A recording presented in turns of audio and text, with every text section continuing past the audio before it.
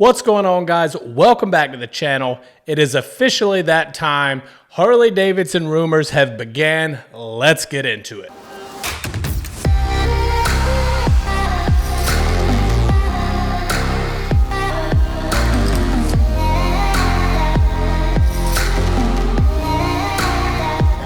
Speaking of 2024, new policy moving forward, no free promotion.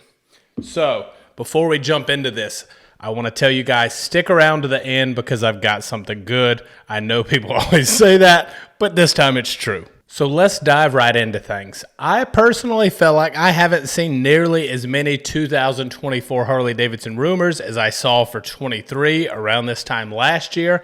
I'm not really sure why. I mean, maybe they're out there and I'm just not seeing them. But if you guys have an opinion on that, let me know. Maybe people just aren't as excited this year for whatever reason as they were in previous years. Nonetheless, the first rumor that I am starting to hear is that 2024 model Road Glide and Street Glide bikes will get the all-new redesigned fairing that came out on the new CVO models this year. Now, typically, I would lean towards saying no to this. I would think this would stay exclusive to the CVO bikes for at least one more year. However, when I started thinking about this one a little more, I realized the current fairings on the Road Glide and Street Glide standard and special models right now came out in 2014. This next model year, 2024, it's been 10 years since we've gotten an update. So for that reason, on this rumor, I'm going to say highly plausible. Now, this next one seems to be something that we get every single year, and that's what size engine will be coming in the bike.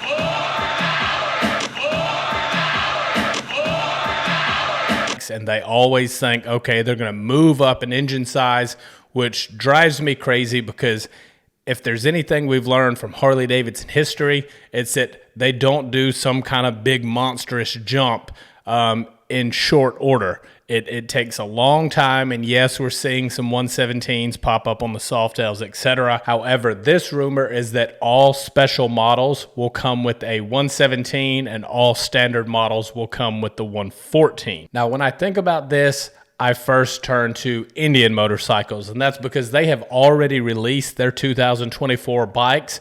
So I wanted to go look, make sure, and confirm what engine size they were going with. 108 cubic inches on their big touring bikes, and that's important because neither Harley Davidson nor Indian want to have the smaller cubic engine displacement displayed. And I think Indian claims 122 horsepower, 128 torque out of that 108, which is actually pretty impressive, so they don't necessarily need a big number. But one thing I have noticed about being around the V-twin world for a while now is that people are absolutely crazy about the number that's on their engine. There's people out there that would rather have a 131 that makes, say, 120 horsepower than a 114 that makes 150 horsepower. It blows my mind, but I don't know. Maybe it's all the Hell Yeah brothers, the bike night crowd. I don't know, but for some reason, they just really care about the number that's on the side of that motor. But with Indian staying with 108 cubic inch, most Harley Davidson models having a 114 or bigger, and their smaller engines being a 107, I don't see this one happening. I'm calling false. That is unless this next rumor is true. So the next thing that I keep hearing is that all standard models will go away. So if we look back, we've already lost the Electra Glide standard. We've lost the Road King standard. In my personal opinion, although I have one and I love it to death, the Softail standard is just barely hanging on. So with the new CEO, Jay-Z, coming in, I know they were trying to trim all the fat and streamline the lineup and all that kind of stuff. So this rumor would actually make a lot of sense. It would simplify Harley Davidson's lineup. However, if the leaked color chart that has been floating around the internet for probably the past month, maybe two now, is true, you do have the standard Road Glide and the standard Street Glide on there.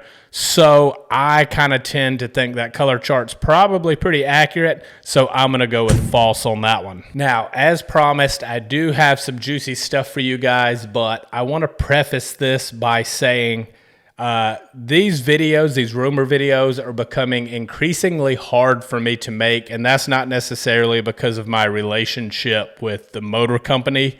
It's more so because of my relationship with different dealerships. So as I grow the channel and continue to grow relationships within dealerships, you tend to get some information that would make sensational videos. Don't get me wrong, there's a ton of stuff, and I know people are already complaining in the comments. I got this last time when I said something similar to this, but hear me out, please. You kind of get put in situations where you almost wish you didn't know stuff, because the temptation to put out a video where you know something is concrete, it's solid, it's exciting, it's breakthrough. I mean, I'll be honest, those kind of videos get me a ton of views, a ton of new subscribers, and make me a ton of money. So just know, by me not just coming out and saying certain things or putting out certain videos, it's not because I don't want to. It's just because I respect the relationships that I have with certain people that are giving me the information.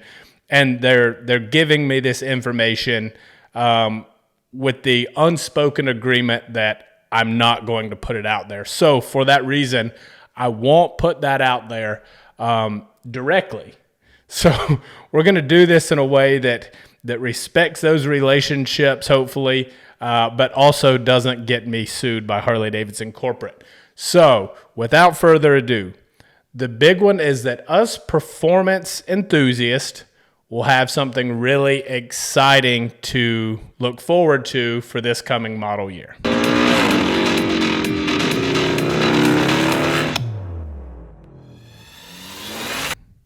And lastly, I'll leave you with this.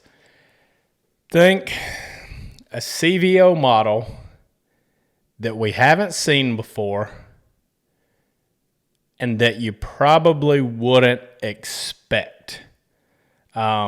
I feel like that gives a lot, but maybe I'm wrong. So if you guys want to take a stab, obviously, given my previous statement, I'm not going to be able to confirm, but I'm curious what you guys have heard or how good you are at guessing based on those clues which bike you think it may be. This will likely be my only 24 prediction video for the reasons I just mentioned. Again, I wish I could. Those do really, really well for me, but you know, it is what it is. Either way, I've got some really exciting content coming up this year. I plan to really take things up a level. I probably still will do all the review videos. A lot of the models haven't changed, but there's a lot of people still seeking that information that weren't looking at those certain bikes when I did all the other reviews on them in the past. So if that's not your cup of tea, trust me, I get it, but stay on the lookout for some new and exciting things. I've already got a bunch of good stuff booked for this year.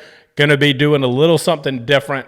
Like I said, just looking to take things up a notch and have a little bit more fun with that. Also, as a reminder, if you're into enduro, motocross, off-road, adventure bikes, etc., please go follow my new channel. I'm still trying to grow that one. It's just Throttle Blip Metric. The link is down in the description below this video.